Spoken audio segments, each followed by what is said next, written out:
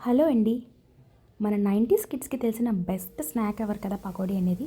అది ఎవరైనా రిలేటివ్స్ వస్తే మన అమ్మ వెంటనే వంటింట్లోకి వెళ్ళిపోయి స్నాక్స్ కింద మినిమమ్ టీ అండ్ పకోడీ పెట్టకుండా ఎవ్వరిని పంపించేది కాదు ఇంట్లో. ఇది అందరు 90s కిడ్స్ ఎక్స్‌పీరియన్స్ చేసిందే.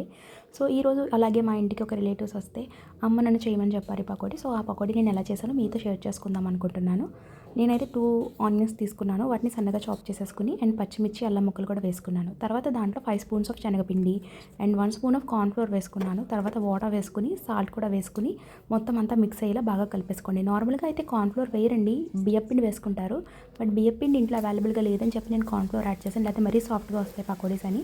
సో, ఆయిల్ హీట్ ఎక్కిన తర్వాత వాటినన్నిటిని వేసేసుకుని బాగా ఫ్రై చేసుకోండి. అండ్ ఇందులో ఏంటంటే మీరు ఎక్కువ శనగపిండి గానీ, ఫ్లోర్ గానీ ఎక్కువ వేసేసుకోకండి. పిండి ఎక్కువ అయిపోవడం వల్ల మనకు ఆనియన్స్ తగలవు, మొత్తం పిండి పిండిగా ఉండి బాగోదు.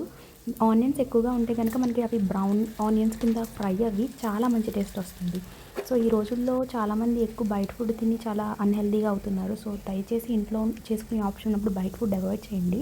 ఫాస్ట్ ఫుడ్స్ కానీ, బజ్జీలు ఇలాంటివన్నీ కూడా వాళ్ళు కాకనుండో చేయడం వల్ల చాలా అన్‌హెల్తీ అయిపోతున్నారు, చాలా హెల్త్ ఇష్యూస్ వచ్చి. సో, ఇంట్లో చేసుకునే పాసిబిలిటీ ఉన్నప్పుడు బయట ఎందుకండి తింటాం.